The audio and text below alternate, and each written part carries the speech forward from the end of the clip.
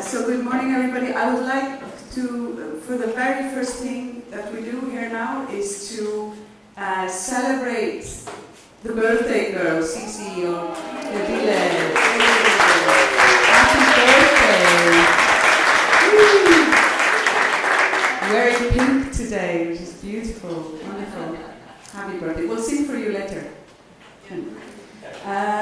In several different languages.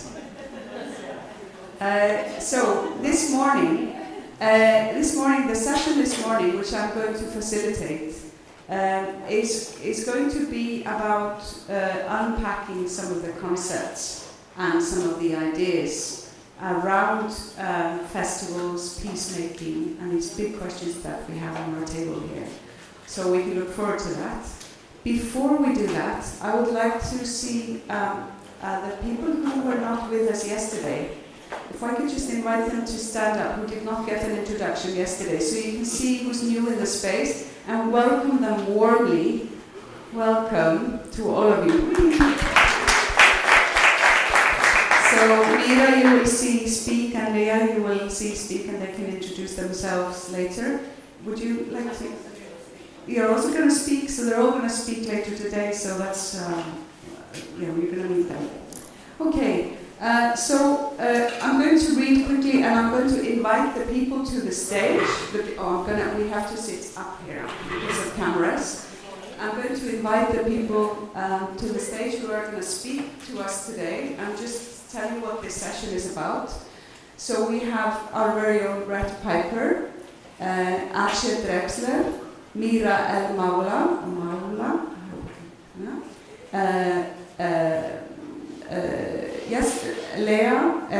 Perekres, Mwandwe, Chileshe, and all of these wonderful people are going to join us here on the stage. So may I invite you to take a seat and maybe sit in two clusters. I think that's good for the camera. So one cluster here and one cluster here. Oh, the projector is cutting my head in half, I'm told. Okay, maybe we need to be careful of that you are, when you're speaking, not with the projector in your face. So I'm just going to write this wonderful text that was prepared for us. This session will invite participants to speak to the following questions from within their experience and seek to arrive at possible definitions based on the diversity of experiences in small working groups. This is for later. What are the chief causes of conflict in your country or region, in your direct experience? So they're going to tell us about this. How would you define or understand peace in your context? There's been an interesting conversation problematizing the word peace, asking, is peace a dirty word? This is quite provocative. Commenting on the complicated nature of the term in various places. What are the spaces for resistance in the physical and digital world? How to protest and resist safely in these spaces? And this was addressed a little bit actually already yesterday, remember, in the opening speeches. What is a festival? Maybe a core question for us to answer in this context. Mwandwe even got asked this at the border when she was entering the country, which is interesting. Participants share descriptions of festivals that they are engaged in or are aware of. What is a successful festival? What criteria may be used to determine a festival's success? Is the definition of success relative to context, or are there universal standards to which by to evaluate festivals? I don't presume a single one of these people are going to answer all of these questions, but those are sort of the questions that were laid on the table for them to prepare their presentation, so I'd be curious to see how they address it from their perspective. And the order that we have in the program is the order we're going to go by. So I'm going to invite Brett to start, and Brett is also, I think, going to maybe respond a little bit to the opening speeches yesterday. We're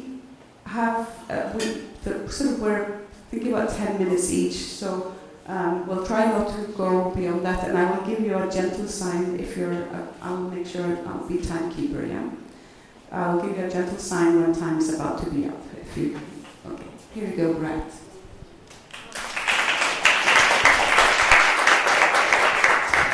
So good morning, everyone. So I was really inspired by a lot of what was said in the opening panel yesterday, and I'm going to pick up on a couple of things that I think really resonate, that I'd like to emphasize in how I address these questions. To begin with, my respected and esteemed compatriot Mike, spoke about this tension between peace and justice. And I think we really need to sit with that tension. Growing up in apartheid South Africa, in many ways where cultural activity happened within a very protected and privileged white society that I grew up in, there was culture, there was art, but it was art that was meant to sort of be complacent and not ask too many questions. And so I think we need to recognize the complexity of who is advocating for peace. And is it a comfortable peace, or is our role and responsibility sometimes to question an unjust peace? I think we really need to sit with that question. I was also really inspired by a lot of what Orwa said, and I think he challenged us fundamentally to see festivals not only as platforms that recirculate what exists, right? He spoke about a festival not just being a vehicle for pre-existing ideas. So what is the beautiful challenge of crafting a festival space that meets the challenge that Orwa put to us of actually having something to say? And I want to reflect in a few ways around not perhaps as much as what a festival says, but how a festival says. How is it that festivals can have something to say? And of course, in the context of this panel and where we're meeting for this atelier, how can festivals have something to say that is meaningful and relevant around this notion of peace and building just peace? And so the third speaker I want to hark back to from yesterday is Jacob, who of course comes from an extraordinary perspective, and I think globally at the moment, attending to the indigenous voices who are claiming understandings of festival that often harken back to rituals and cosmologies that have been marginalized and suppressed under the whole colonial and Enlightenment adventure of the last 4 to 5 centuries, right?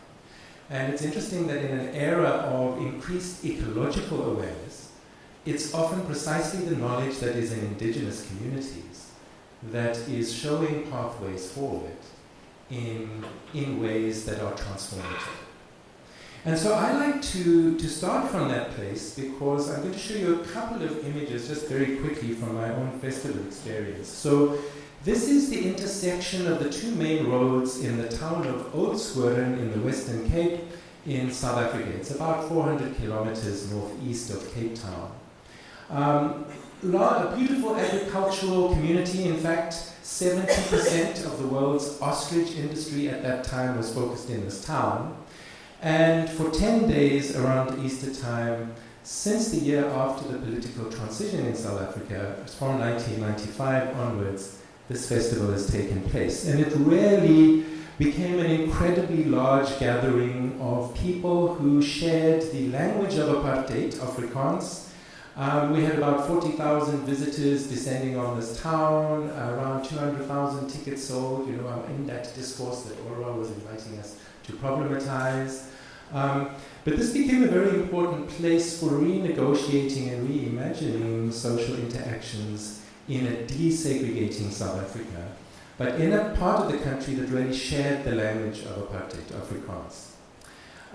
You see signs of the ostrich industry there on the right-hand side, people selling feather dusters made from ostrich feathers.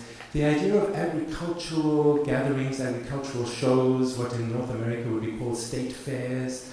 There are all kinds of indigenous ways or localized settler ways of gathering and being festive that became a sort of background for this festival. But in fact, the congestion that happened in the middle of the town, for me, denied actually the extraordinary landscape that we were surrounded by. I was very interested as a curatorial intervention to try and get people to attend to the landscape and the people on the land, and of course, together with that, then you get all kinds of opportunities like making a theatre on an ostrich farm, using whatever materials you have there, and you get to make theatre like this, where in the middle of this play, which was about a creation narrative, a storm against the mountains in the background, the Swartberge, a lightning bolt started a fire on the mountain extraordinarily, and things happen when you start attending to a landscape. But I was deeply concerned about the erasures in that landscape, and the fact that in fact the indigenous people of this territory were in many ways living a feudal life as farm workers. And so one of the artistic interventions, and of course we try many things as festival directors, and some things work and some things fail, I met an extraordinary theatre maker from that district who works a lot in Europe but hadn't ever worked at our festival. Roger Titley is his name, and he makes these shapes for public arts events around the world. And I was very interested in trying to center the experience of the workers who worked with ostriches in this community, who were at the bottom of the social structure.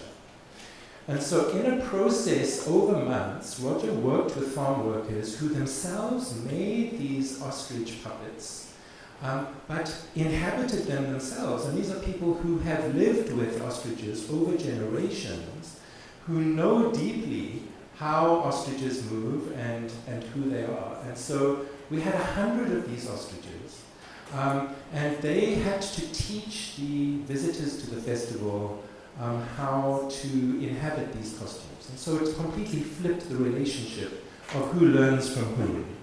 And then very symbolically, they made an ostrich that flies, which for me was just one of those images that we sometimes get to work with, that without having to say too much in words, signals the capacity of a festival to create a space that does allow the imagination to make things possible that are not usually possible in social life.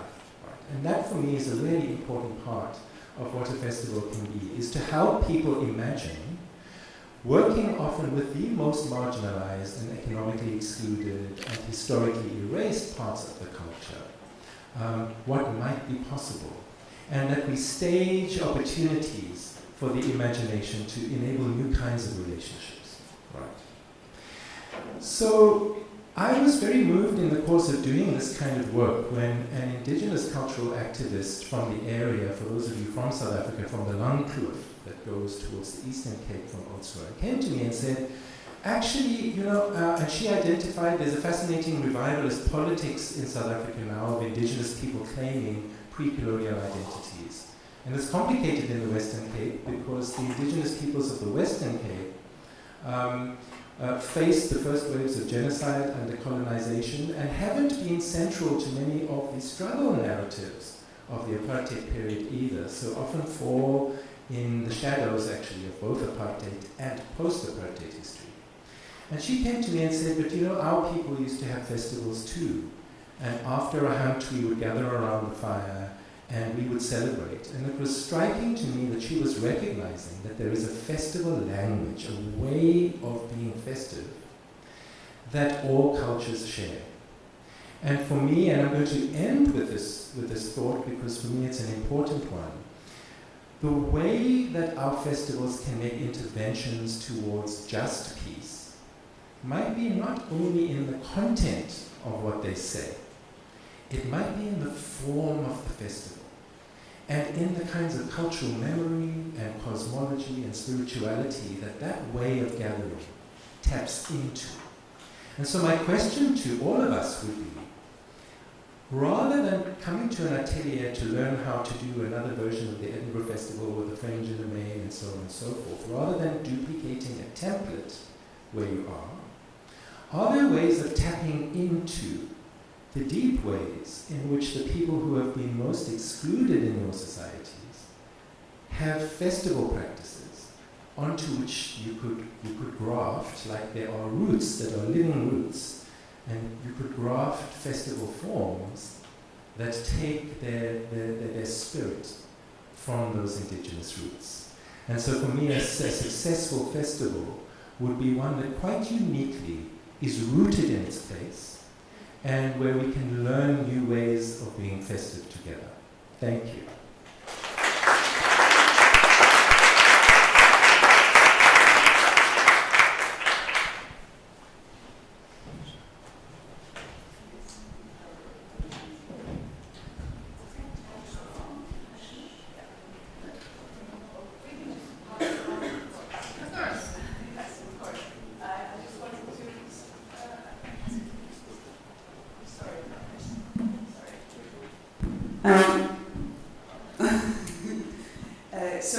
I just wanted to introduce you. So we have, thank you very much, Brett, and thank you for keeping time. It's amazing. So Atje is going to speak to us now. She introduced herself yesterday, which is great, but I just wanted to add, maybe it's good for the video as well, for people just to briefly introduce themselves before you start speaking. Thank you very much. Yes, thank you, Dingus. I will do that again. Hello, good morning. My name is Atje Drexler. I come here from the Robert Bosch Foundation, Robert Bosch Stiftung in Germany. And as I said yesterday, I have no experience in running festivals whatsoever. I've never done it. I have no background in this. And I also come from a country which, while this is not free from tension, can also not be called a conflict region. So somewhat, I feel like a bit of an imposter. I have no personal experience in working in conflict regions, although we fund peace building, and and we used to fund festivals, and sometimes we do a bit of both. So this is the experience that I'm speaking from today, and I will probably take up a little bit more time talking about peace than talking about festivals, because that is an area I feel at least mildly competent to speak about. And when I received the speaker's briefing and the questions that you laid on the table as an organizing team, I was really struck by the question whether peace has become a dirty word. And first of all, it triggered a memory of a quote that is actually not about peace, but about another word that is often, that we don't really know how to use very well, and that is freedom. And it's a quote by Duke Ellington. It's part of one of his sacred concerts. And in the second sacred concert, there's a recitation that goes like this: freedom is a word that is spoken and sung, loudly and softly, all around the world and in many languages. The word freedom is used for many purposes. It is sometimes even used in the interest of freedom. And I think the same may hold true for the word peace. The word peace is sometimes even used in the interest of peace, but very often we use it for very different things, and that is maybe where we feel that the dirt starts. So let's start again. What is peace then? I think one of the oldest and most simple definitions is probably peace is the absence of violence and the absence of fear of violence. In any of the more traditional definitions, it would be considered armed violence between armed groups or regular armies, interstate things. But even if we do not go into this, what are we talking about what peace is? So in the narrow definition, it is about armed groups fighting each other. Any country that is not literally at war would be called at peace. But we all know, I believe, that is probably not the case. So we use it for situations, we use the word peace for the situations that are very far from being peaceful for a large number of people. So we use it for agreements between formal competence, between elites, agreements about power sharing or the transfer of power, in which the population that is affected by conflict has no say. So the deal between the United States government and the Taliban is officially called the Agreement of Bringing Peace to Afghanistan.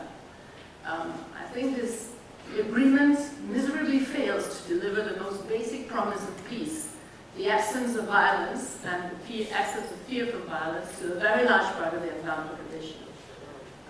So if we continue to use the word peace for things that are not peace, it's no wonder that this is a bad idea, working with a speech. I'm trying to do this without notes. So it's no wonder that we become cynical about the word. And we try not to use it too much because we feel the way it is used is actually not peace. And the same is true for any kind of oppression. So people are not free from the fear of violence when they are oppressed. So this is not a peaceful society either. So on the other hand, we have this glossy, glorified image of peace, where everything is fine and happy, and the sun is always shining, and the weather is always nice. And deep down, we're all the same, and we all are at peace with each other, and a very happy, harmony, family-like situation. In this idyllic picture, we negate the presence of tensions. We claim that peace is a situation in which we are all the same. And this idyllic picture is also no peace, because it fails to acknowledge the differences that we have. It fails to acknowledge that there are power differences, that we're still living in situations in societies with discrimination, and it fails to acknowledge the injustices that are around the world.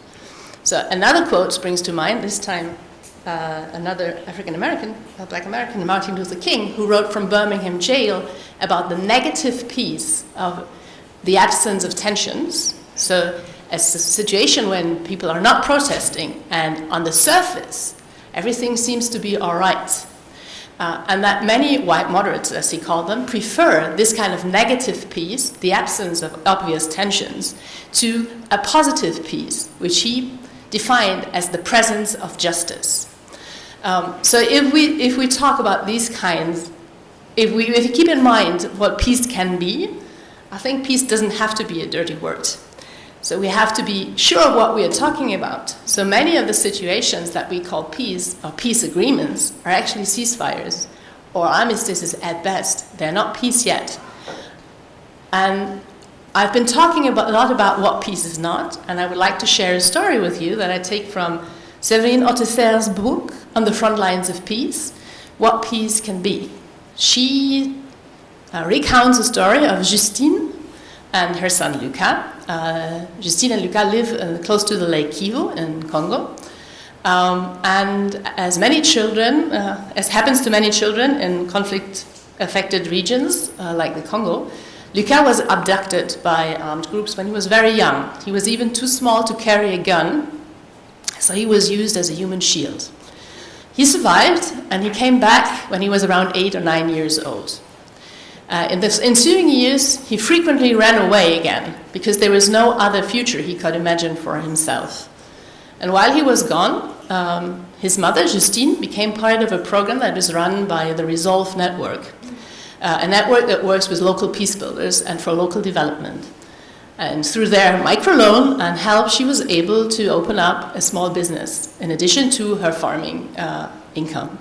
So when he came back the next time, he returned to a very different village and to a very different home.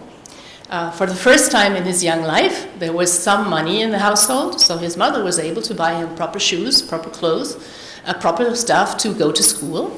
And she was asked whether she felt that this intervention was a success in peace building and how she would define peace.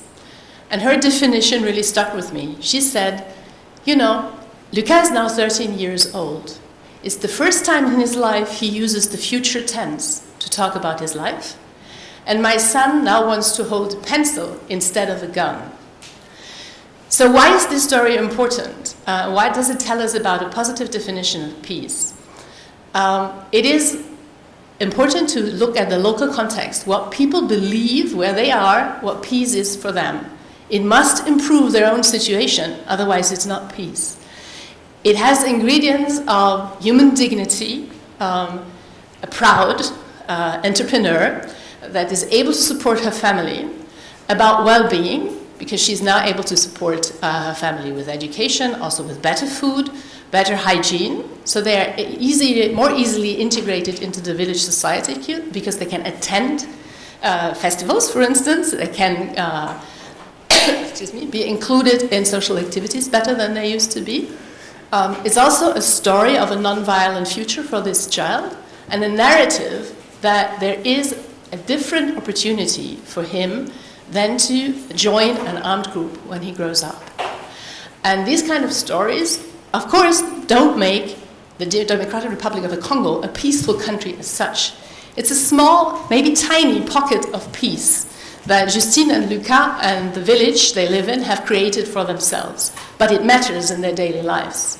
And a lot of these villages may change the story around young men joining armed groups. So they have a different perspective in life. And I think it's about these kinds of stories that actually change our narrative around peace, and then change these kind of stories can change the world, I firmly believe. And it is, for me, I just make a brief detour into festivals, of which I know less. These kind of stories can be told also through festivals. And the complexity of the world that we are facing with these overlapping crises, I think, is best rendered through stories. Because I could talk to you in a very academic fashion about the intersection between climate change, migration, and peace, and you would probably, I hope you would be impressed, but you'd probably forget all about it on the plane. If I had a good story about it, what it meant to people, and also what solutions would be like, it'd probably stick with you. And it would also give us an opportunity to meet and sit with the tensions, what peace means for everybody, in order to come up with solutions in the future. I don't believe that a single festival will change the world, but I do believe that storytelling can. So, thank you.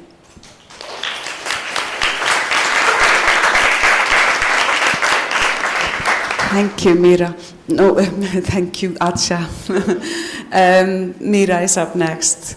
How wonderful, we're already unpacking some of those huge concepts and the role of festivals and the concept of peace. So I would like to invite Mira El Mawla to the stage. Yes. Thank you. Good to see you all, and I'm sorry to miss yesterday, but I'm very happy to participate. Is everything okay with the audio? Okay. So yes, similar to some of my colleagues up here, I did not take the word expert literally at all when I saw the call for speaking. I'm definitely not an expert on anything at all, ever.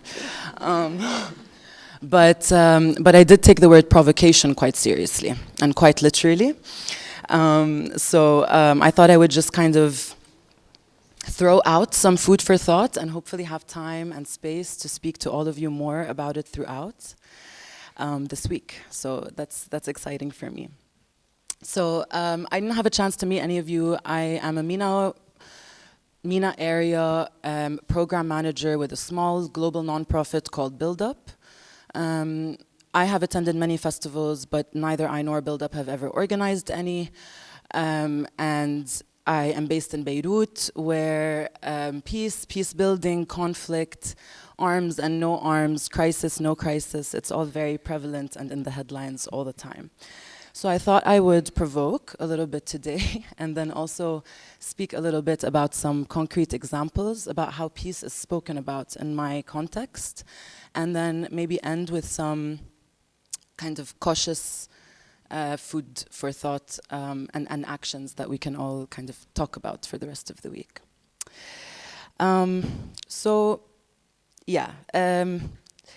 I can offer here a personal account of an experience with the terms peace, violence, and peace building that are a bit civil society oriented because of my work experience, but they're also very personal and very painful and very serious and really affect people's lives.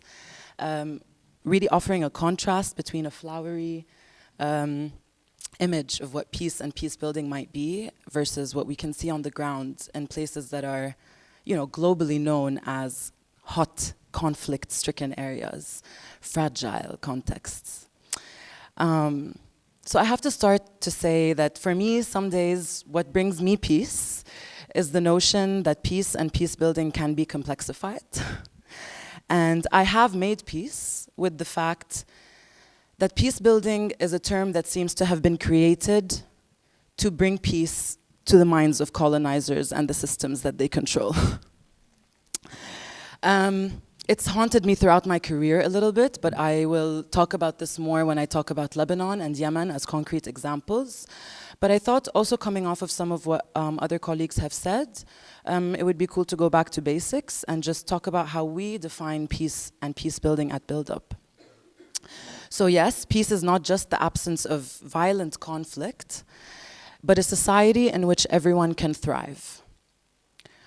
To build peace is to use non-violent means to reconcile differences and to collectively transform relationships and structures in a way that is inclusive, just, and sustainable. So what does it mean to have governments, people, institutions, the world round, aiming for peace through a process like peace building, chasing armed conflict as if it is the main driver of what it means to have a fragile context, what it means to have a hot area, what it means to come in for this transition to peace, because this area is on the way there, rather than a more stable society that is usually of the global north and doesn't have the same standards of measurement. At Build Up, we've been trying to complexify this for some time now, trying to think of what it means to say negative peace, positive peace, what it means to say that weapons are not part of the equation when we talk about conflict between people, all the time at least, not always, and to separate between how peace and violence affect us as individuals and what are the root systemic causes that cause radical change that harms people. So, on this journey of defining and complexifying peace and peace building, I couldn't help but kind of bring together the common threads that I see from Lebanon, where I'm from, and from Yemen, which is a place that I've worked in, also as someone from the MENA region.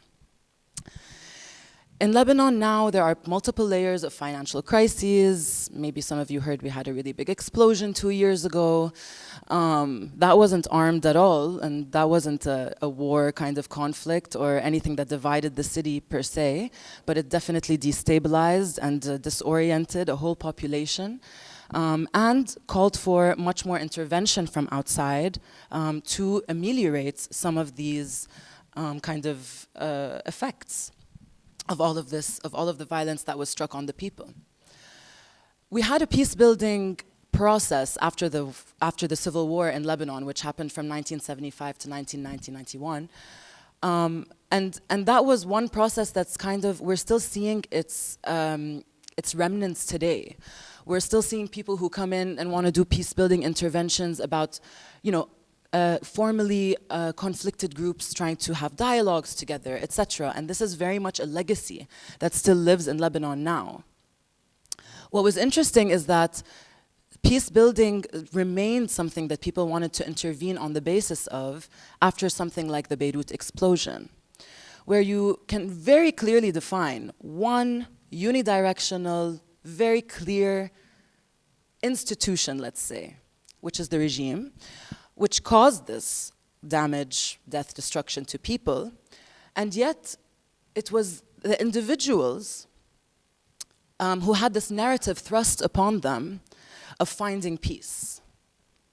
It was something that needed to start with individuals on the inside, something that people, organizations, and institutions alike would encourage people to find as their responsibility, and then come into society and their communities and try to kind of live that legacy forward. And I tried to bring this up at Build Up because it was frustrating. It was frustrating to see that responsibility thrust upon individuals when the problem is clearly systemic. There's a root cause that is causing chronic violence, chronic absence of peace in the lives of people in this country. And yet, there's no responsibility taken from the big institutions, not just from where this violence came from, but the bigger system, the bigger complex that brings them about. And it was also striking to see how this was happening in Yemen. The harmful narratives that indeed started to make peace a dirty word, not because people don't want peace, but because the people who were advocating for peace started to become synonymous with harmful actions to communities on both sides of the conflict alike. Even those who were neutral started to fear us coming in with an intervention that was labeled as a peace-building one.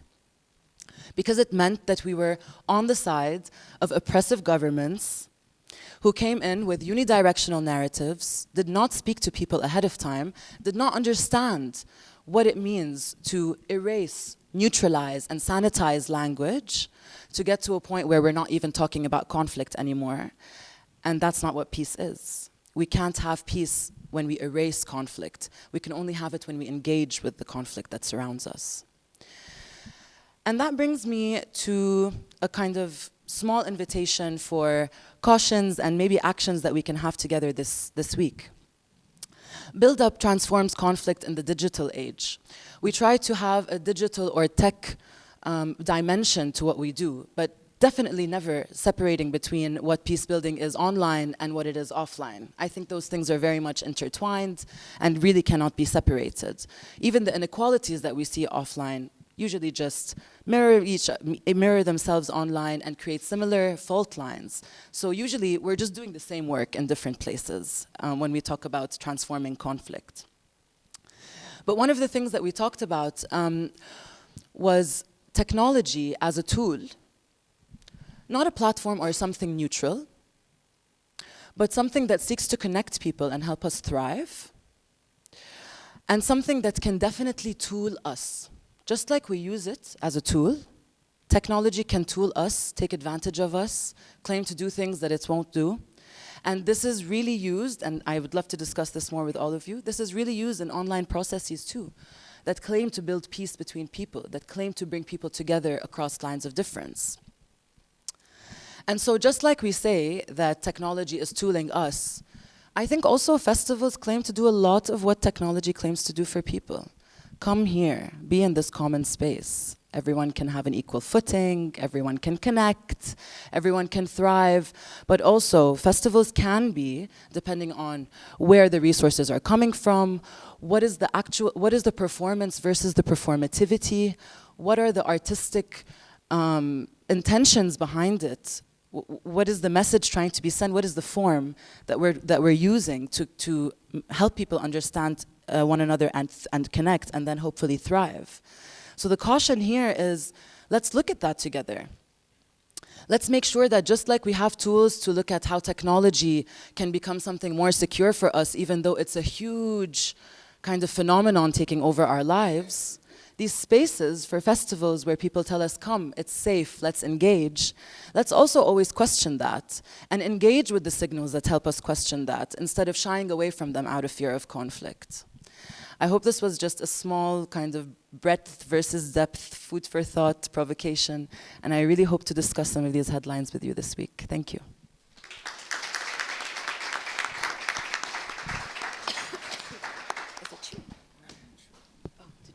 No, that's okay. I have another one here. This is my computer's playing.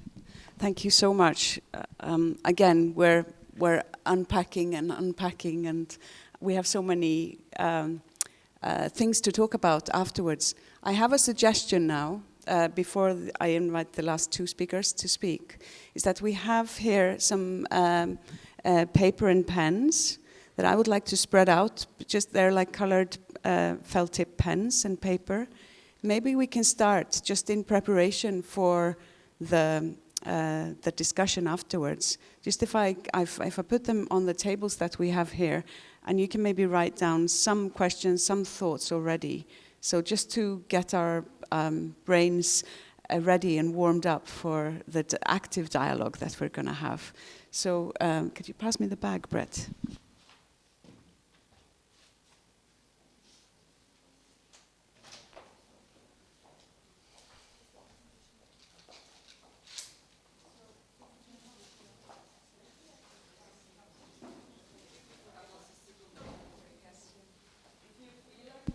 Yeah, they can all, yes, exactly, they can also be on the ground. No. So maybe write peace, just to get the blank page out of the way, just write the word peace or the word festival or peace building, or whatever you want to, just as a first words, just get something down on that piece of paper. And then we'll continue with our presentations.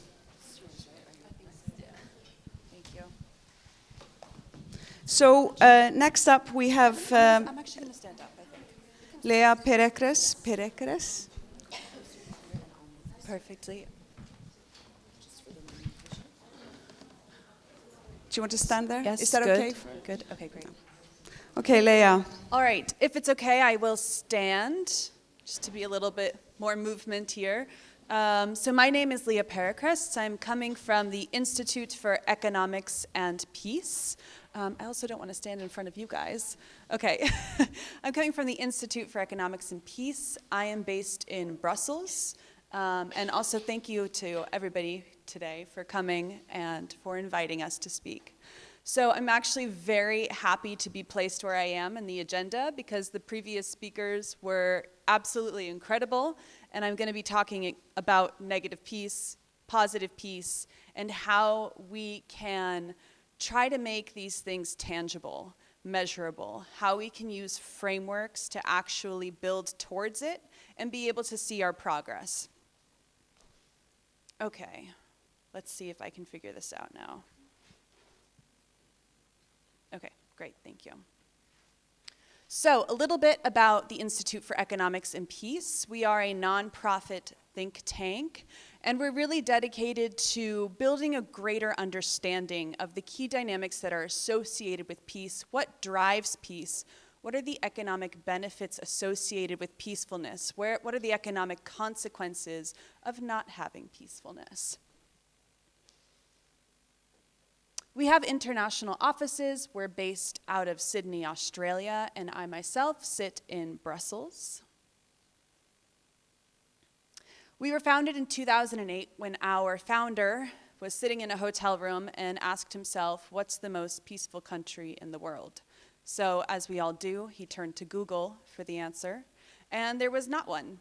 And so that kind of started the inspiration for the research that is now the Global Peace Index.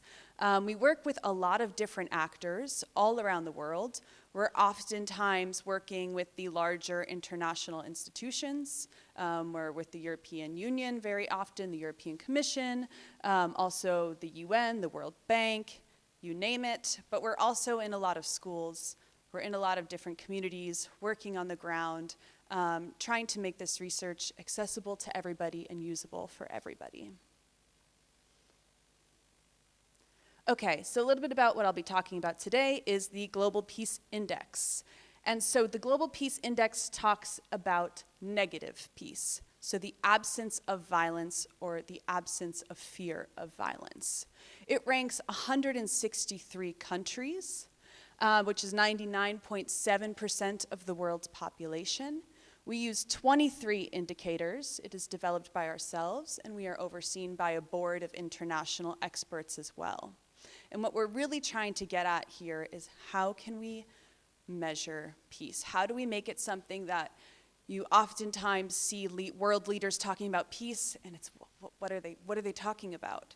You know, how can you actually translate these grandiose ideas of peace that means something different to every individual? How do we measure this? How do we track this? How do we control the conversation that we're having in order to make progress?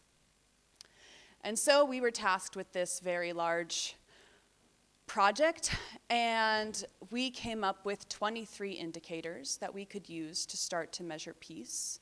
And these could be spread across 3 domains. The first being ongoing domestic and international conflict. So this has to do with, if you're looking, this is also all on the country level, the state level. If you're looking at how intense is the conflict that's going on internally, conflict in its more traditional sense. Relations with the neighboring countries.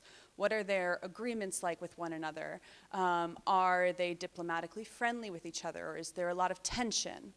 as well as how many external conflicts are you involved in, where you have troops on the ground, and the number of people who are dying from conflict in that country.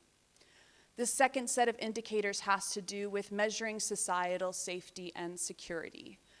So this is things like the number of refugees and internally displaced peoples in any given country, the impact of terrorism, which we measure in a separate report called the Global Terrorism Index, homicide and incarceration rates, but there are also a couple of qualitative indicators in there, like how safe do you feel when you're walking home at night.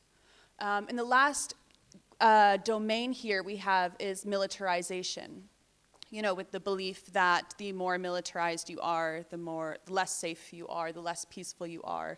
So here we include military expenditure, how many armed personnel you have, what's the size of your police force, all of those being indicative of how safe or how free you are from the fear of violence.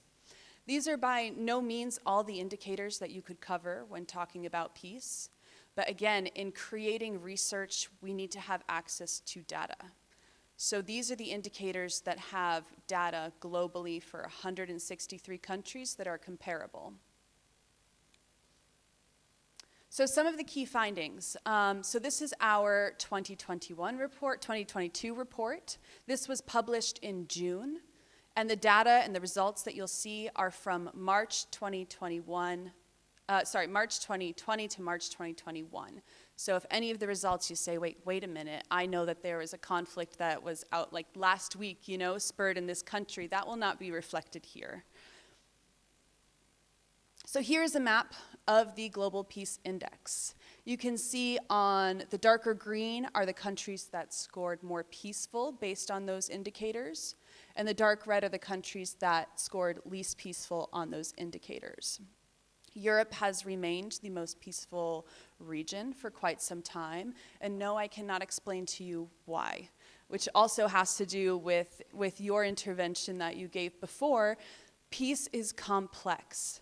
It is systematic. We are not ever going to be able to say, we have this policy, therefore we are peaceful. It's a systemic, complex issue.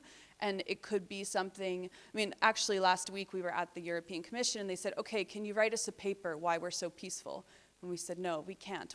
What if it's because you have mountains on one side and you have water on the other side? You know, we cannot say through quantitative research why you're so peaceful. And I'll get into a little bit more how we can reverse that as well. So, to give you a state of peace in 2022, the global level of peacefulness deteriorated by 0.3%. Just a number, I know. But it is the 11th deterioration over the past 14 years, so the world is becoming less peaceful over that time. If you want to look at this, though, by countries, we saw that 90 countries improved on their scores, and 71 countries deteriorated. So if the overall peace is still falling, you can start to explore a little bit about, well, maybe countries that are deteriorating a lot more than the countries that are improving. I have a nice graph for that later, too. Improvements that were driven globally, the impact of terrorism fell. You could talk about COVID, you could talk about lockdowns, you know, less people being gathered in places. Incarceration rates also went down over the year across the world, and military expenditure went down. Again, keep in mind that this is until the end of March 2021, so we would expect next year's report for this to look a little bit different, also given military budgets around Ukraine and other conflicts as well. The deteriorations that we saw over the years was refugees and internally displaced peoples dramatically increased. This also actually more largely has to do with climate and natural disaster displacement than it does displacement via conflict directly. The political terror scale and also neighboring countries' relations. Some other key findings, just very quickly. So Iceland remains the most peaceful country in the world, and Afghanistan remains the least peaceful country in the world, as they have been for a couple of years. Peace has been the lowest since we first created the report in 2008. And Ukraine had the biggest deterioration in peacefulness out of any country in the world. And again, the cutoff date was the end of March. So this is also just in the first full month of the invasion. And we also see that there's, again, complex systems at play. We see that the current food crisis, supply chain issues, and economic conditions are probably only going to continue to deteriorate the levels of peace across the globe. On the more positive side, there is a little bit of good news, I promise. Militarization has improved last year, and it has for the last 14 years. This means that countries across the globe are investing less in militarization. However, we also see that there's the underlying measures of resilience with corruption, group grievances, fractionalized elites, and the quality of information, also related to the tech discussion, have been decreasing over the past year. And perhaps one of the main findings of this report was also on violent demonstrations. They rapidly deteriorated across the world in every country. So now people are always interested to see who's the most peaceful, who's the least peaceful. So here we have the 10 most peaceful countries. Iceland, if the black arrow is to the same, that means that they remained in the same space compared to last year. Green arrow means that they went up, red, slightly down. And the 10 least peaceful countries are here as well, with Afghanistan remaining as the least peaceful country. And again, this is not to name and shame. This is to have a look at where improvements can be made, how to make them. And I'm going to talk a little bit at the end also how we've transformed this data into positive peace as well. And I just have 2 more minutes here, and then I promise I'm done. So overall, peacefulness since 2008 here on the graph. When it goes up, that means that the score is increasing, which means that it is less peaceful. You can see in 2014, which was largely reflected in Syria, drove down a lot of the global peacefulness levels there. I'll also share the slides with you all. So again, talking a little bit about the inequality of peace that we have globally. So this is since 2008 to 2022. 84 countries became less peaceful, and 77 countries became more peaceful, leading to an over 3% decline in peace. And here we have split between the 3 domains, how all of those have been developing. As I mentioned, militarization has been improving. You can see in the black on the bottom, ongoing conflict, so intensity of conflict, number of armed conflicts going on, involvement of other countries in conflicts has increased, and safety security has also deteriorated there too. And so here is what I want to end with, is the rising inequality in global peace. The least peaceful countries are rapidly deteriorating, while the most peaceful countries are maintaining and slightly improving, which is leading to a further inequality globally. So that's it. Well, oh, sorry, one more. Okay. And then these are the changes in each of the indicators as well. You can see violent demonstrations severely deteriorated since 2008 to today. And UN peacekeeping funding is the most improved indicator as well. So I know that was like a whole lot of data and graphs. But I promise that during the workshop today, what we're going to be talking about is how we can use this data to create frameworks that any individual can use to be contributing to the systemic building of peace. We're not talking overnight peace building. We're not talking 1 week, 2 weeks, a couple of months peace building. We're talking about actual societal shifts and transformations in mindsets in what we call positive peace, and we define as the attitudes, institutions, and structures that build a society that allow for the conditions for any individual to reach their maximum potential and flourish. So that's the definition that we're going to be working towards. We're going to talk later about how festivals can use this kind of data and this work in your planning and be a positive role within the system. So thank you very much. I hope you enjoyed that. And talk to you soon.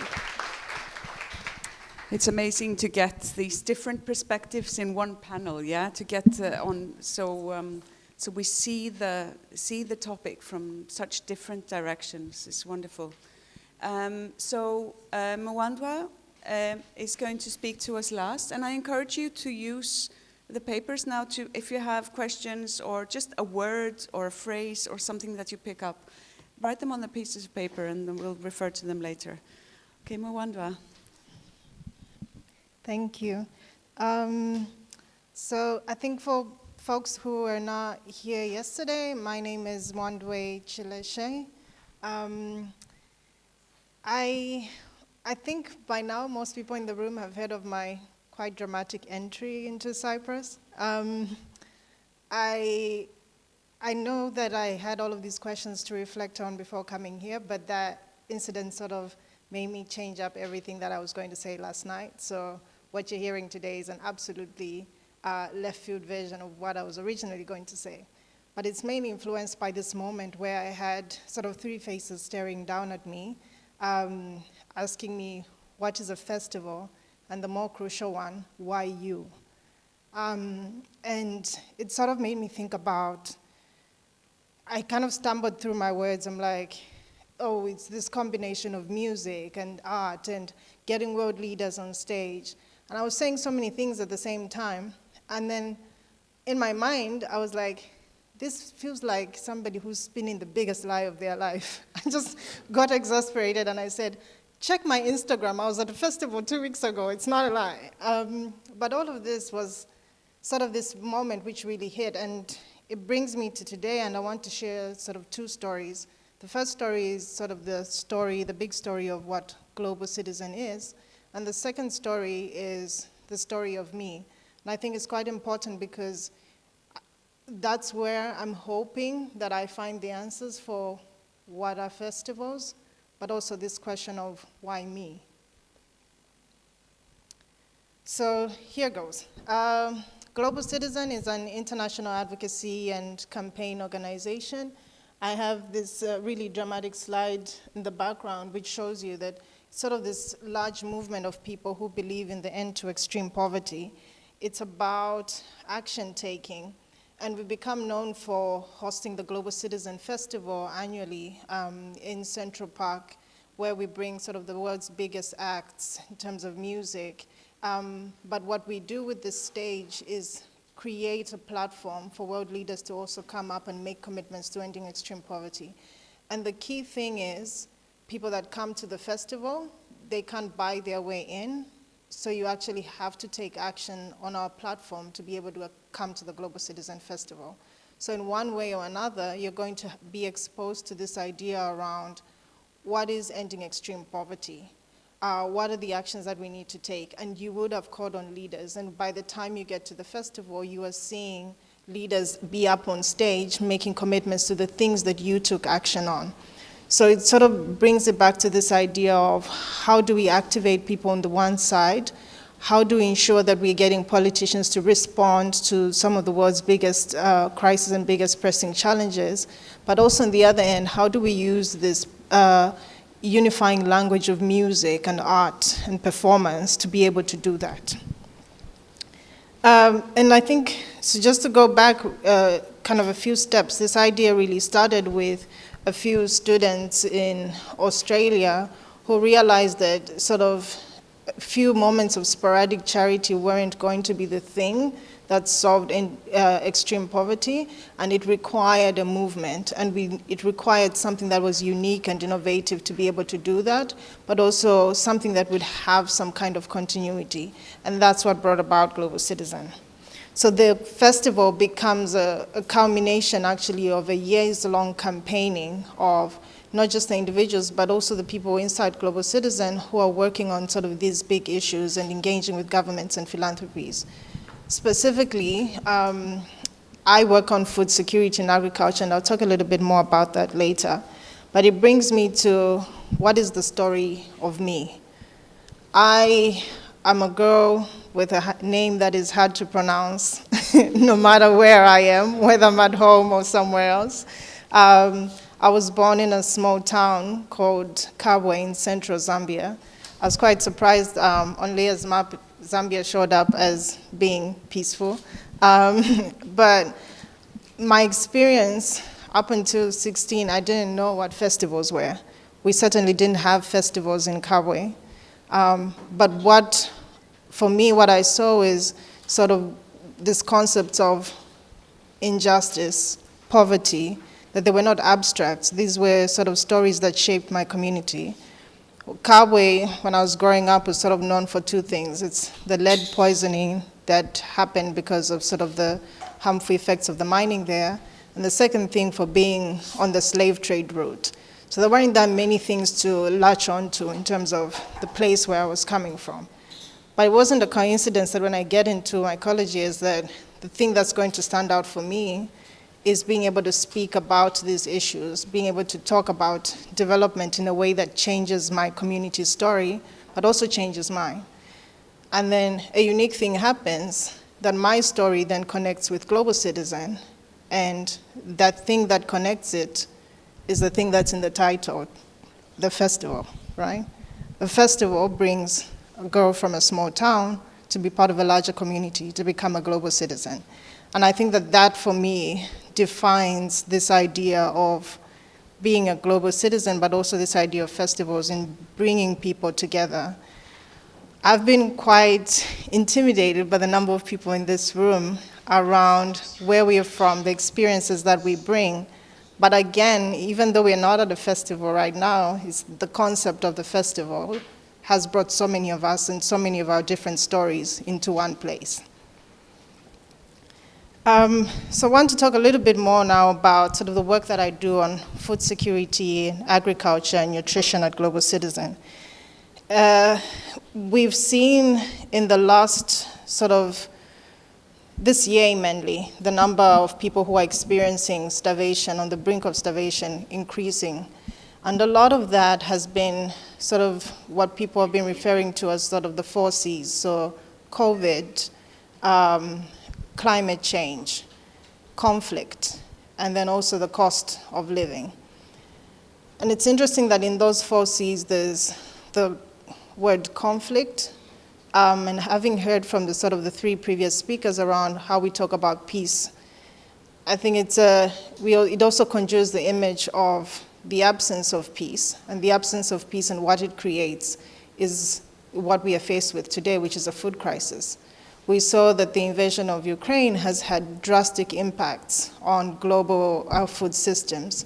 We have about 50 million people on the brink of starvation this year alone across 45 countries. And what that means is that by the time we are saying people on the brink of starvation, it's people who are already going days and weeks without having access to food. We're talking about millions more by the end of this year who will need some kind of assistance. And so when we talk about sort of this absence of peace or food security, we're talking from a perspective of something that has been with us age immemorial around hunger continuing to worsen. But on the flip side of it is we also know that when there's hunger in communities, there's also going to be an absence of peace. And so that's how, at least from the perspective that I have at Global Citizen, the work I do on food security and agriculture, it's really thinking about this connection of how the one thing impacts the other, and it almost creates this unending cycle. I want to sort of give a very practical example of something that the Global Citizen Festival did, and we just had one September 25th, not too long ago, in Accra and Central Park. And we've been campaigning since the start of the year, calling on governments to step up. I've talked about the numbers of people who are experiencing hunger, And it's quite known with world leaders what's going on with the food crisis, and yet the kind of financing they're putting up is not enough to be able to meet the crisis. We know that the World Food Program and others have said they need 33 billion to be able to address this crisis, and yet the G7 at the end of their meetings came up with 2.5 billion, closer to 4 billion actually. So if you see that gap, it tells you sort of we're not going to be able to address this, not just the immediate impacts, but also all of the other farmers and everybody else who's been affected and haven't been able to plant. So it means we're going to see sort of these effects, not just now, but in the next year or two as well.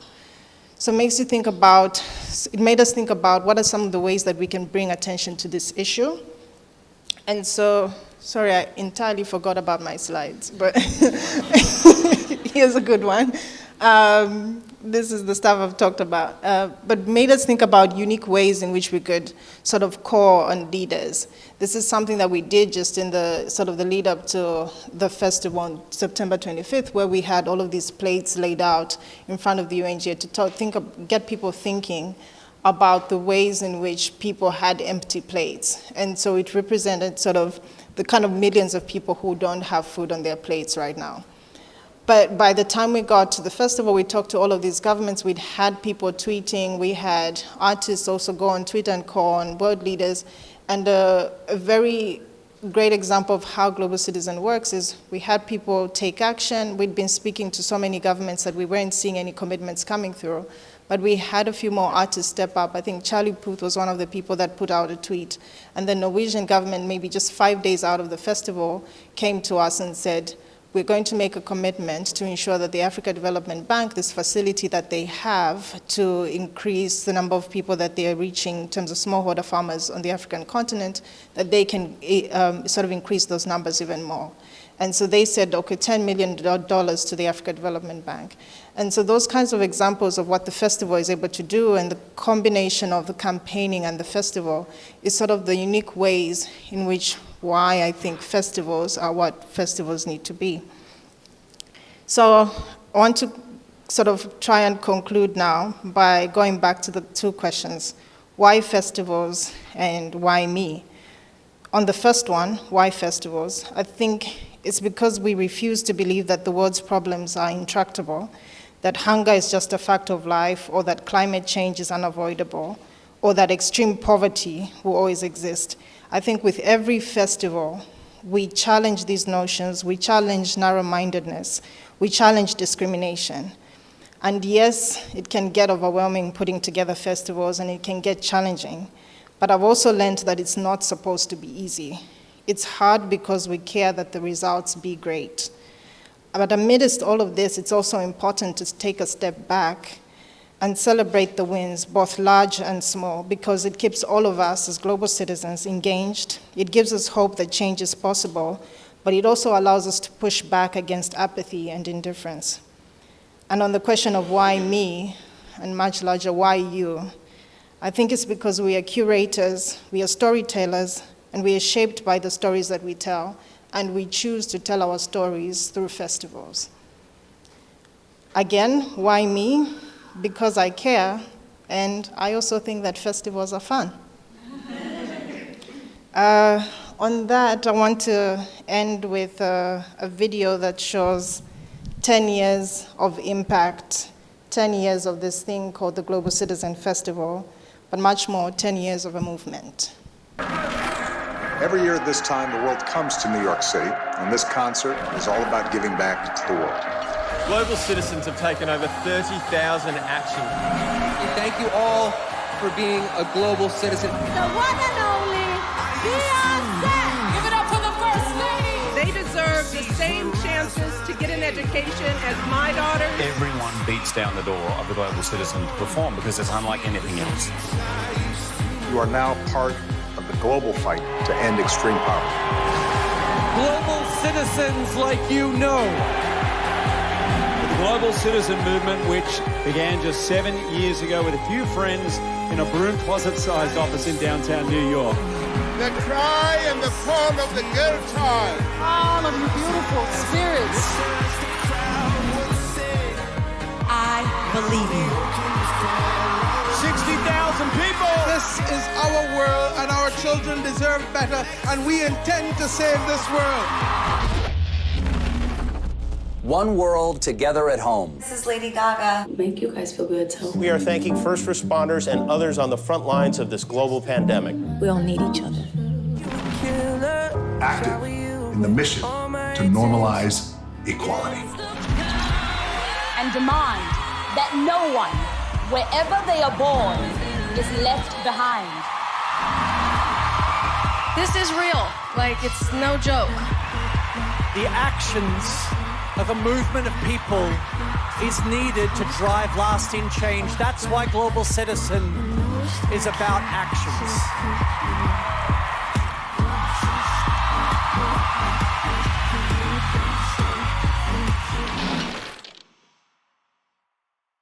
Thank you. What an impressive ending to this, these presentations. So we're going to take this to the floor now. I would like to invite you, however, if you want to stand up a little bit and stretch. We have just over half an hour now to just feedback. And I would like to invite the panelists to come sit here again and write down on the pieces of paper. We're talking literally 1 minute if you want to stand up and stretch a little bit. Yeah, I'll sit on your side, I think, Brett. So a lot of doors have been opened up now. A lot of Pandora's boxes stand open on the floor. And it would be really nice to now bring this back to you, the participants and our guests here in the room, to ask. I will be running around with a microphone because we need to use the microphone because of the cameras. So if you have a question or a comment, it may also be a comment, you just raise your hand and I'll run to you with the microphone. Maybe what's really, I found really interesting, it was really nice that Mwandwe ended because her organization is running this huge, wonderful festival that's actually a peacemaking festival, or it's bringing together what the other presenters were sort of opening up. This is one way of directly tackling these huge issues in the world directly through a festival format, right? But there are more subtle ways as well, and there are more maybe invisible ways that festivals can contribute. But it would be really nice now if you have questions. Does anyone have an immediate question or a comment from the, yes? Oh, you have another one. Oh, maybe. Oh, great. So we have a runner.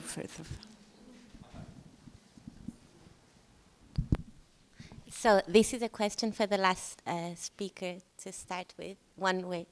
I wanted to ask, how are because I saw a plethora of pop stars being involved in your festival, which is incredible how you managed to engage them, but how do they become involved, and do they come in as pop stars and get paid, X amount of money? Is it part of a volunteer contribution? I hope you didn't mention it already, but I missed that.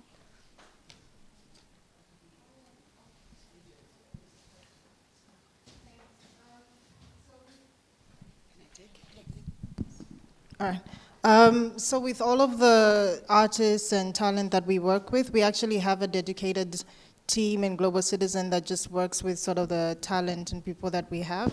And it's kind of 3 categories. The first is what are considered ambassadors. So these are people who've actually been working with us for over 5-7 years plus, so since the movement started.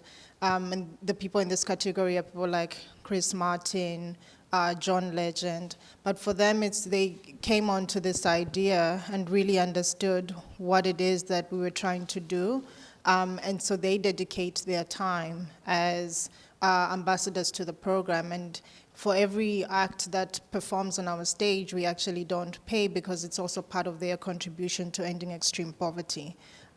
So we have a sort of a second tier below sort of ambassadors who are also advocates. So there's some talent who actually don't end up on stage that you didn't see in that clip that do such a great amount of work. They are with us when we take sort of field trips to go and see the impact of organizations that working to address the issues that we're talking about. So a good example is just in early June, I took a trip to Zambia, my home country, where there was we'd been campaigning over the last 2 years with IFAD, something called the Rural Poor Stimulus Facility, and the two people that were really campaigning on that were Idris and Sabrina Elba. And we've visited Sierra Leone with them. We've done quite a number of field visits. And in June, we went to see the impacts of one of those communities that had benefited directly on this thing that they had campaigned on. And so I went with Sabrina, and there's a parts of the story that sometimes you don't even get to see. But a lot of it is the talent and all of these advocates that we work with giving their time as well in terms of a contribution to ending extreme poverty. But sometimes there's also just artists who just join us on stage day, which is different from the ambassadors and advocates, but even they come on because they believe in this mission. Yeah. Thank you, Mwandwe. Any more comments or questions from the room? Yes? No, this is the long one. So. Okay.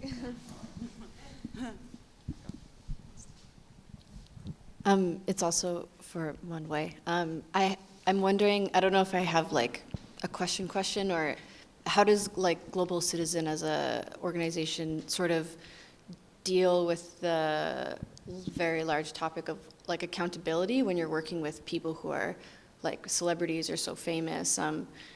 Like I know that they are giving their time and often involved in other ways, but there's like a tension that can also be seen as like problematic from like the large and sort of like elaborate lifestyles that some people live. And I immediately, like when I was watching the video, thinking of how, I can't remember how long ago like the study came out about how like X amount of celebrities are the like most contributors to like fossil fuel flights and climate change and that sort of thing. And I just wonder, like, your thoughts on the idea of accountability for the for the people that you engage.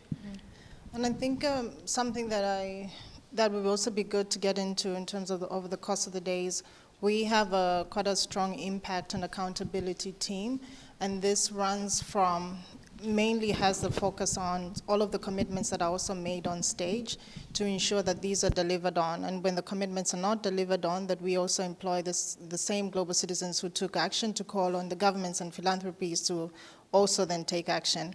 The question you ask around talent can also be applied to some of the corporate partners that we work with. A lot of them also, we know, are contributors in the space around, especially the space around climate change. And so it's important that every time we get into conversations with sort of different groups, it's about when you're coming on stage, you are also making a commitment towards this change that you want to see. So for instance, like I said with Chris Martin, for instance, who's been working with us for the last 10 years, what Coldplay did is that they also made a commitment to ensure that the festivals that they were going to be putting up in the next decade were sustainable, that they were using material which could be recycled, that they were going absolutely green in terms of how they were touring. This made the festivals much more challenging, but they made the commitment on our stage, and we saw that when they went on tour, this recent tour, that they've been implementing that. So it shows that in terms of also having impact with the communities, whether it's the talent or the corporates that we work with, that there's some steps being made. Not all of the steps, I can't claim that large of an impact, but that we are seeing a change in the conversation. And I think it's something one of the speakers said as well, is that the space or the festival is something that also, I guess, we use to provoke as well, right? Because sometimes it's people who wouldn't have been engaged in the discussion at all, and it helps to be able to start that conversation and to challenge them as well, and to then also have an army of global citizens who call them out if they don't step up. Thank you, Mwandwe. Thank you. My question derives from the previous one. It's not a critic, but the things that I often hear from our government, like you have this enormous budget So why to make a festival? Why just you don't deliver it to those who need this money and take a direct action? And what's your answer to this kind of provocation? Thing. Other participants as well? Okay. All right, I can start because that's also a question that I first asked going into Global Citizen, and it goes back to the point I made around we realized that the ending extreme poverty wasn't going to happen through sporadic moments of charity. So you could hold a charity board where we are able to direct, let's say if you have the budget of $150,000 to put together a festival, you can go and direct that into a community, build some schools, ensure that you give meals on that day, but what happens the day after? And that's why we need sort of this idea of systematic change, why we need to bring the governments in and corporates to the table, because they are the ones sort of who are part of this larger system and structure to ensure that there's continuity in getting money out to those communities. That when we have them on the table, it's ensuring that there is another meal post the first meal that we would only be able to provide once, but that there's also communities like smallholder farmers who need to be supported through extension services. It's a range of things that need to happen that can't happen with just investing the money from one festival. And I think it was when I was seeing the index that was presented by Leah, when you get into a conversation around how do you build that kind of data, how do you build a whole structure and framework, it can't just take one charity moment where we give the money we have now, but it's about bringing all of these players to the table. I don't know if others want to comment. Yeah, feel free if you want to add. Well, I have a different perspective on this, being a funder ourselves. But still, all the private money in the world, private philanthropy money in the world would not be able to solve this if we just gave the money to those in need. So if we would go, the Bosch Foundation is not a large foundation in international terms, but it's one of the biggest ones in Germany. But still, I would be able to spend €5 million a year on peace building and the eradication of inequalities. It's nothing in the light of the crisis that we are facing. So a lot of the money is still invested in trying to get governments to do things, because you saw the numbers that you have raised through Global Citizen, or you have been able to get commitments for, and still it's not enough. So this is something that we have to keep in mind, that the money that can be raised from private sources, even a corporate, is still may not be enough if we don't get the governments on board. So I think it's wisely invested to get these kinds of commitments. As well. I am no festival organizer, but if you want to look at the fact that these are systemic challenges that need systemic solutions, a big part of that is transforming attitudes. And you're not going to be able to transform attitudes if you go somewhere and build a school and leave the next day. There's no guarantee there if you're not engaging with communities, having community ownership over solutions. So that kind of long-term impact, community building, keeping the dialogue open, connecting with like-minded people is how you're going to eventually transform the attitudes, rather than kind of throwing money at an issue with a one-off solution. Yeah. Sorry, just also to add to that. Yeah, so I think it's a really valid question to ask when we see a big amount of resources being thrown at something, and the horrors that are happening outside this beautiful space are quite indescribable. But I think there's two things there for me also.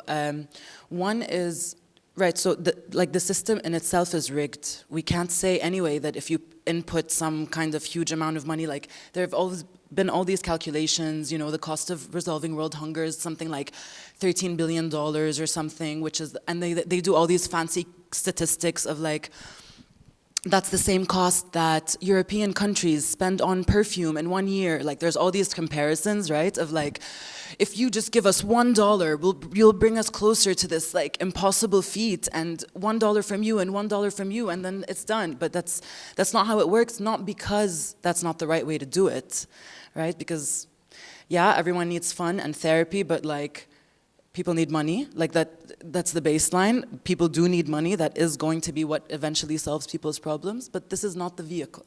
We can't put it through the system because the input is not the output. It's just how things work, right? But what festivals can do is also create not just attitudes, but build practices. Practices of mutuality and solidarity. When we talk about how we organize them and make them organized from the places where we want to see the impact and not from above, not an idea that is parachuted down. Otherwise, we can't expect any of these practices to change.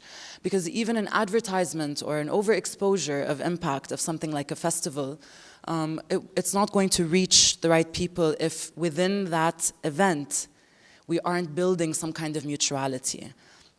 We aren't building some kind of space for people to engage. And for me, it's not even just about finding people who are like you. It's about coming to terms with everyone who occupies the same space and seeing how we can all kind of get to a better place together. Yeah. Thank you, Mira. That loops really beautifully back to what Brett was, your provocation about or your idea about the festival format itself being what's important. No, thank you, and thank you, Mira. I really appreciate the way you've put that there. And exactly, the opportunity of festivals is really to enable the knowledge that is in the local to find new expressions, because the dominant systems are part of the problem. And, so it's like, we haven't said this yet, but festivals are places where people learn things. And they can learn things that are transformative because they are experiential. And so I find that the most interesting festivals to visit are often places where the presuppositions that visitors bring get challenged by how people think and act locally. So it's a beautiful challenge for festivals to try to not just reproduce the patterns that exist. And I suppose we have to be very deliberate about that, because the tendency is, and I think we should acknowledge this in these days that we are together, that festivals could also just reproduce patriarchy, homophobia, capitalist relations, etc. In many ways, that's going to be the default. And how are we deliberate in intervening in those spaces in ways that are transformative? And so for me, what's become important, and I was also quite deliberate about this at a point in my career, of saying, I'm actually most interested not in the mega festivals, although it's fantastic to see the scale at which the Global Citizen Project operates, for example. But festivals are so scalable. And we had a lovely festival experience last night in a space where, in theory, everyone could know one another's names. And there's a power in the intimacy of festivals. And if the knowledge that is in ways of gathering can be scalable up, then festivals make a really important contribution, not in the numerics of impact, but in a much more qualitative way in which new ways of thinking and relating and practicing become possible. Thank you, Brett. Any more comments from the, yes?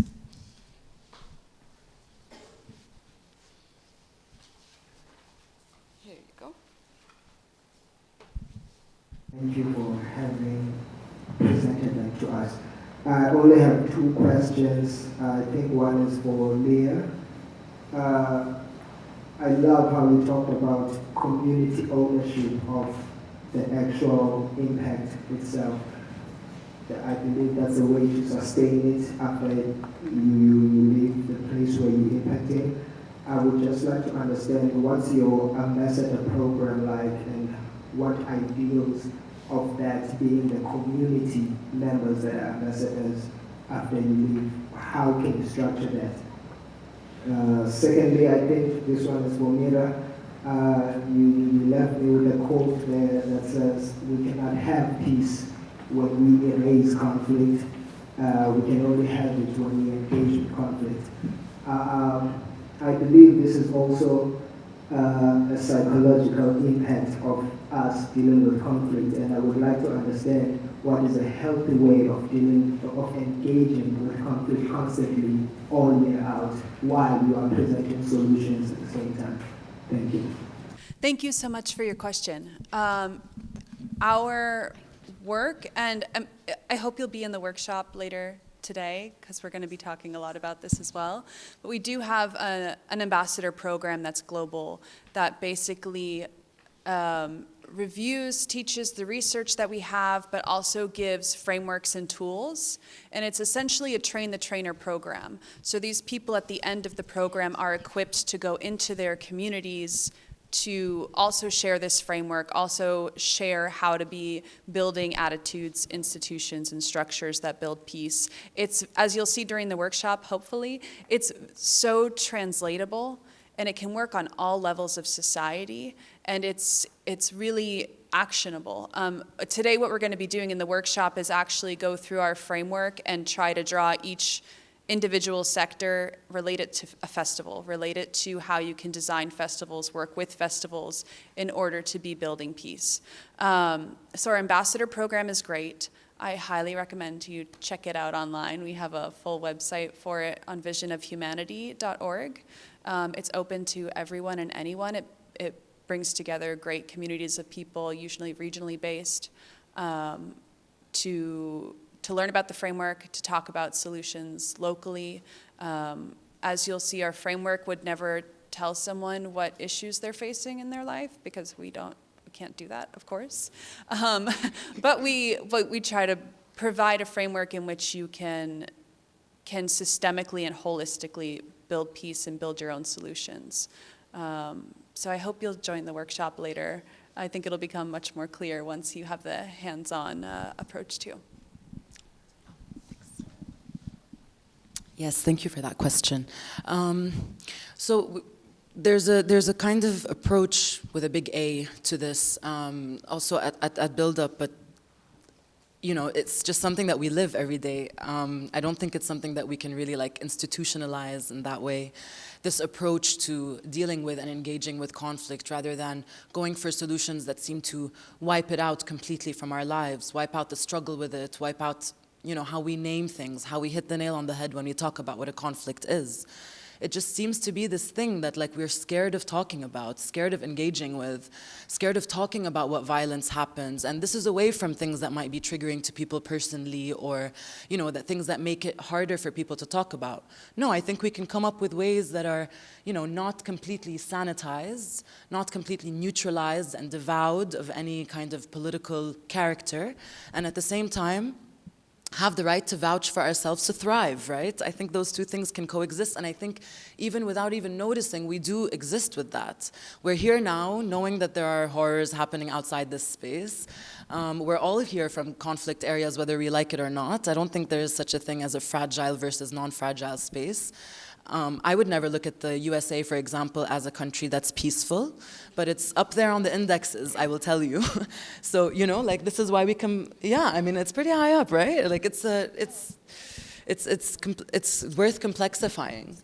It's very low. Oh. 123 out of 160. Yeah, no, like, I mean, the peace index, totally. I just mean in terms of our perception, in terms of like, when we actually want to measure it, it's one thing, but when we talk about it, you know, why is Lebanon having a US aid program transitioning it into democracy and freedom when, you know, I think they could learn a couple of things from a Lebanon mission as well, you know? So it's the power dynamics are way off, but the approach with a big A is, first of all, to engage with it, not to shy away from it, to start a conversation about it, and I think a trope that I really kind of frown upon is to see peace as an end, to thrust it upon people as a goal that we can all reach together, whereas I think it's just a give and take of the dynamics that make our lives, you know, move forward and how we actually deal with those. Because I don't think there's ever going to be a time where we just say, you know, conflict is gone, let's do the final report.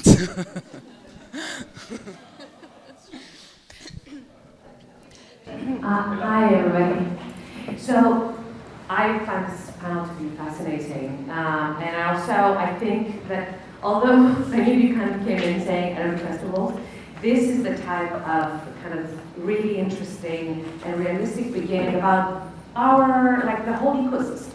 Because we comprise of the ecosystem that actually, at the end of the day, generates or supports festivals. So my question, it has to do exactly with how it is that we maneuver through the ecosystem.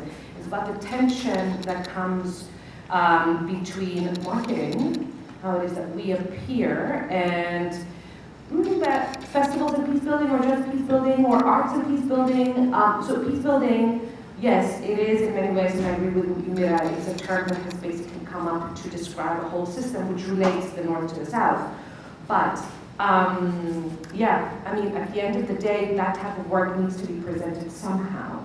So I'd love to hear yours and all of yours opinion of how is it that we can ethically present this work without just kind of being concerned about making it sexy, or without being concerned on the other side of just, you know, remaining in the very comfortable space of the margins and saying, you know, we just, you know, we can't, we can't do TV spots because they're too mainstream. So how it is that we market ourselves in peace building and our artists and the work in an ethical way, in a realistic way, without losing the nuances of the work. Anyway, these are things that I've been thinking about for a long time, because Cyprus has been a base for a lot of different types of support and funding of peace building programs and artists. Some of which just kind of go under the radar and they're amazing, and others that don't, and they're, you know, they're not nuanced at all. So generally thoughts, I would love to hear your opinions. Thank you. Thanks so much, Elada. I'd like to give that a go, and you've reminded me in my own life as a festival director. After my first festival, and you know, also who we are as people is part of this work. So I'm of English South African heritage, and I came into a space of stewarding a very strongly Afrikaans festival. And so on the last morning of my first festival, one of my colleagues from another festival came to me and said, in your public messaging, you're using the word post-apartheid too much. Don't talk about it, do it. And that seems to be what you're speaking to, Elada, and a little bit about Orwa was saying yesterday, and that is also how do we strategically and tactically do the work, but also not...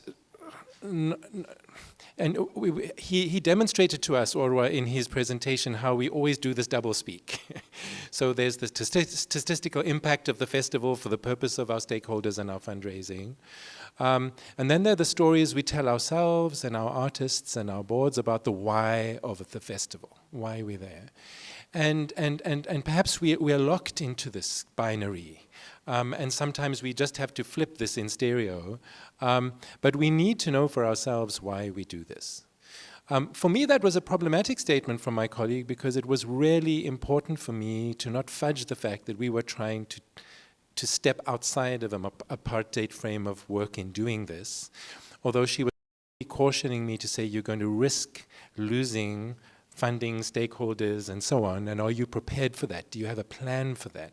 Can you build the support base, including the funding base, for the message that you want to bring? It's kind of interesting. The flip side of a festival message and a curatorial statement is who are the networks who support that? And we'll think about the backstage and the front stage of our festivals, all of us, I think.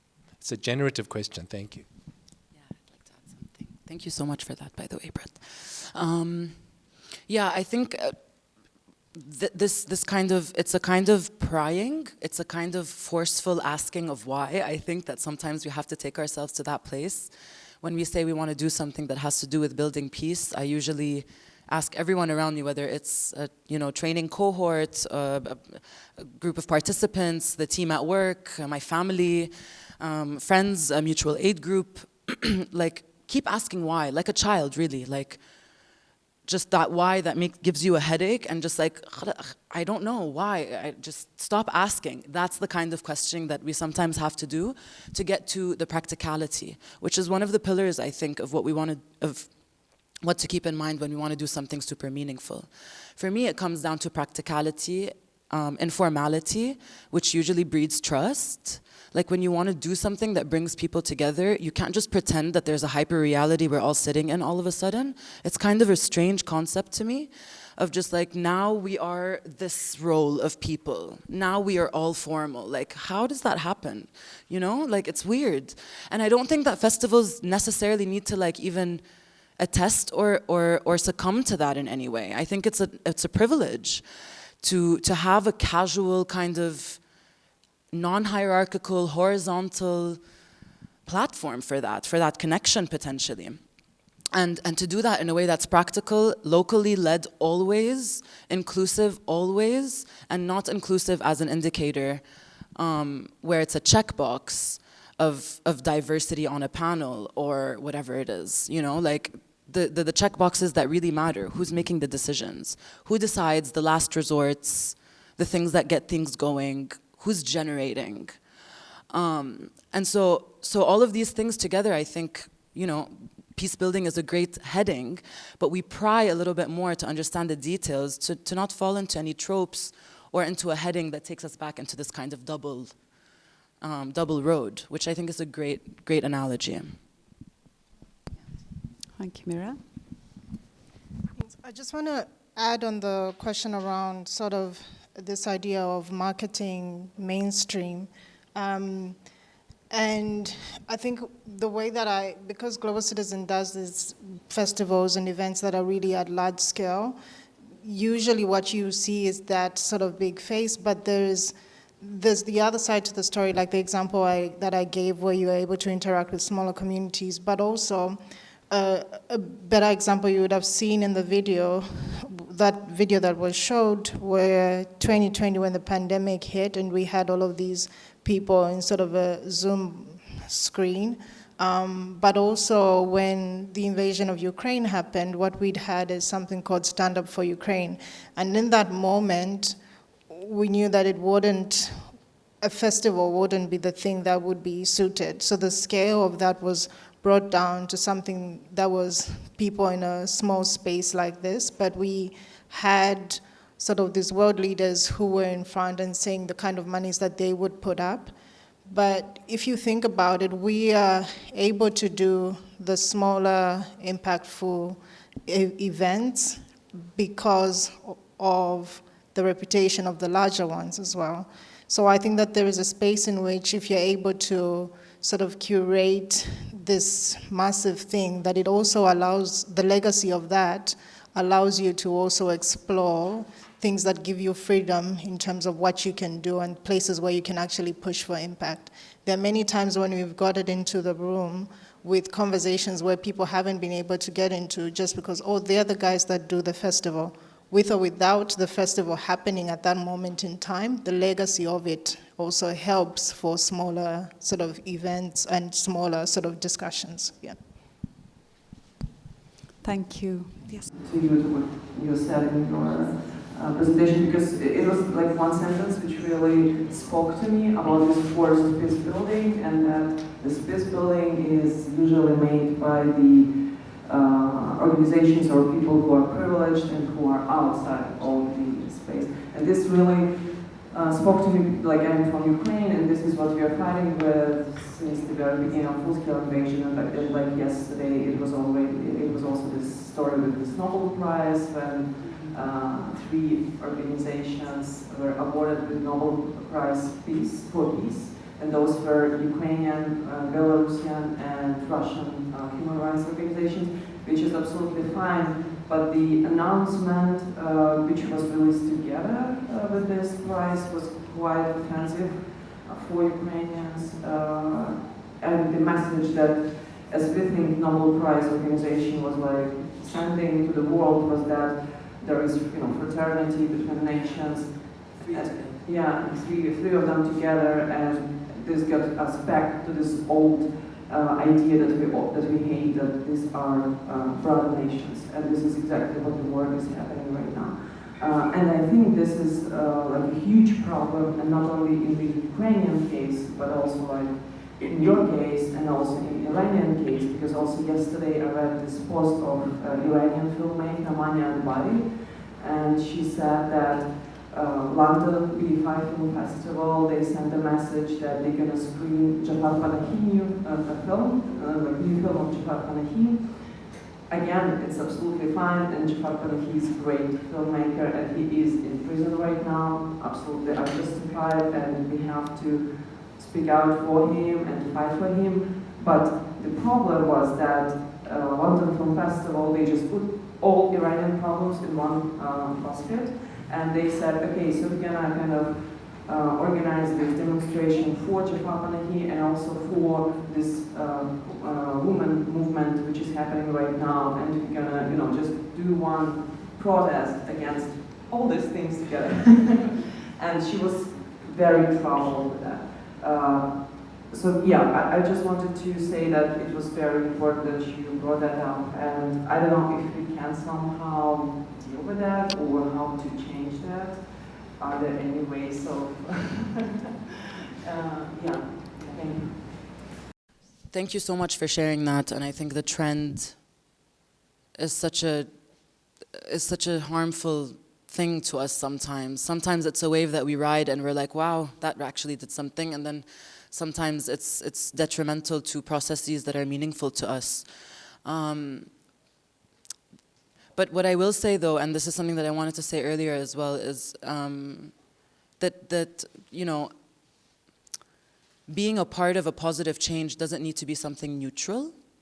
And I know it sounds like that should be on the flip side, but usually like peace-oriented interventions encourage that. They encourage the heterogeneous safe space versus a homogeneous one, which might be really beneficial to some people, to connect, to engage, to thrive, to understand.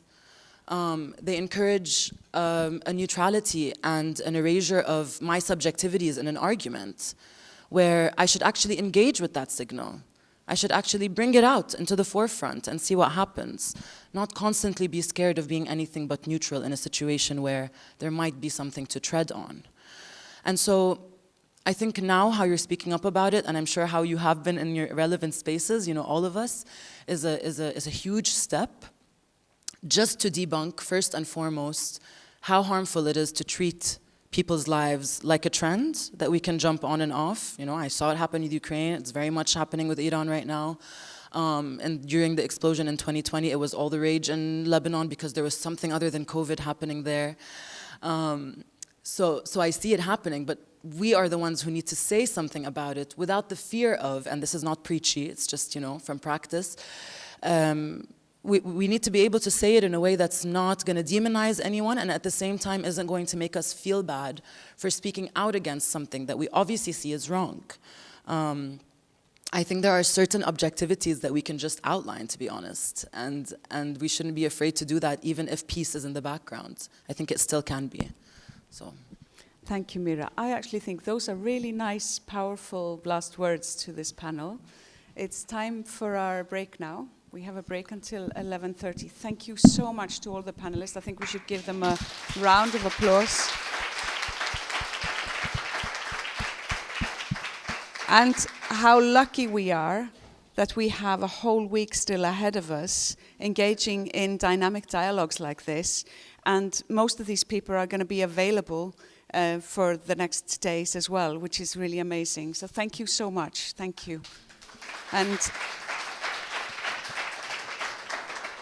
we're back here 11:30 for some COVID discussions. Woo!